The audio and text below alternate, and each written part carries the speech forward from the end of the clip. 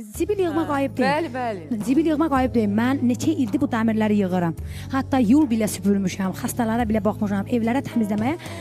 Gecələri hətta Vasmoyda 2 semen ofisiant işləmişəm. Mühafizəçilərə çay satmışam, ona bilə pis baxıblar. Oturub ağlamışam, demişəm ki, niyə pis baxırsınız da? Hətta mənim oğlumun atası bilə onu mənim üzümə vuranda mən pis olmuşam ona. Yəni ofisiant işləmək ayıb deyil. Əsas odur ki, mən gedib hardasa pis hərəkət eləməmişəm. Kimisə maşınından düşməmişəm, evladımı atmamışam. Mən üzr istəyirəm dönə-dönə. Mənim körpəm 3 günlük idi xəstəxanadan çıxanda. Onu burama bağlamışam 3 günlük. Xəstəxanada çıxan adam necə olacaq? Mən küçələrdə, gecə gündüz köllərdə ona çörək qazanmışam, ona yemək qazanmışam. Amma atmamışam evladımı. Amma bugünkü gündə bu sözü deyirlər, sən dəlisən. Mən dəli olsam, dəli heç vaxt uşaq saxlaya bilməz. Dəli gedib dəmir yığıb evladını saxlaya bilməz.